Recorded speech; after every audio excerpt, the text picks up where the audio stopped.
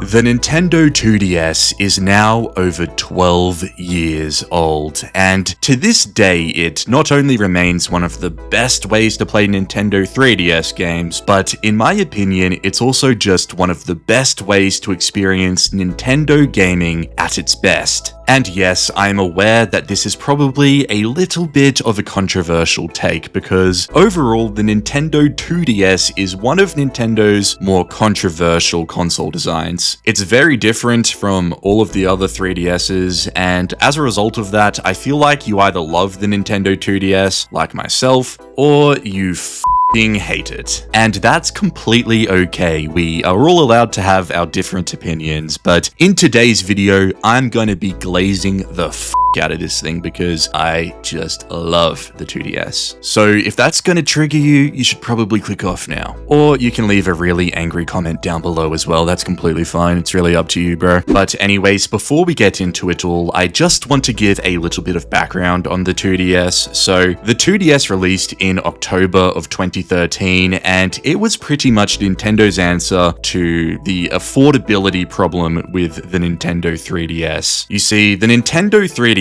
actually had really poor sales immediately after it launched, and the main reason for this was the price point. Nintendo set the launch price of the 3DS at $250 and shortly after this they did lower the price of the original 3DS to $170 because the sales were that bad, and that did help out the 3DS a lot. But to further address this issue, Nintendo wanted to create an even cheaper entry point into the 3DS line of systems, and thus the Nintendo 2DS was born, which initially launched at a price point of $130 and then later on in its life could be found at a price point varying from $70 to $100 depending on what deals and sales were on at the time. It was essentially the budget 3DS, and as a result of that, Nintendo had to cut out a lot of key features that you would find in the original model. Namely, as per its name, the 2DS does not have any 3D functionality, and on top of that, it has a noticeably cheaper build. It's primarily made out of plastic, whereas the original 3DS has that nice premium metal finish. But to make up for this, the Nintendo 2DS really sets itself apart with its unique design. The 2DS is the only DS model that ditches the clamshell design and makes a return to the flat designs Nintendo was so known for with the Game Boys in the 90s. In a weird way, I kind of feel like the Nintendo 2DS is a hybrid successor of the DS and the Game Boy at the same time. It's basically like if the Nintendo DS Lite and the Game Boy Color had a baby. And it's pretty cool when you look at it like that, because then in a weird sort of way, the 2DS can almost be viewed as the ultimate hidden successor to the Game Boy line, and I just think that's so cool. As well as this, I feel like the design of the 2DS has a lot of practical advantages as well, because I have really big hands, and when I'm playing a 3DS game for an extended period of time, I just find the 2DS to be so much more comfortable to hold versus any other 3DS model, particularly with the bumper buttons, because with the 2DS's unique wedge design, the left and right bumper buttons are really big and really easy to wrap your fingers around, whereas if you look at the original 3DS model, the left and right bumpers are tiny and it's just so hard to put your fingers up there, and I swear when I'm playing games that require very consistent use of those buttons, I just find myself getting hand cramps all the time unless it's on the 2DS. And then looking at it from a more broader perspective, I feel like the 3DS line just in general is still one of the best ways to play Nintendo games in 2025, because it has just hands down one of the best libraries of all time. There are so many 3DS games that still hold up today and are totally worth playing. Some that immediately come to mind include Super Mario 3D Land, New Super Mario Bros. 2, The Legend of Zelda: A Link Between Worlds, and Donkey Kong Country Returns 3D. And then, on top of that, the 3DS line is also fully backwards compatible with the Nintendo DS library, so to add on to that, you can play other bangers like the original New Super Mario Bros., Mario Kart DS, The Legend of Zelda Phantom Hourglass and Spirit Tracks, and many more, like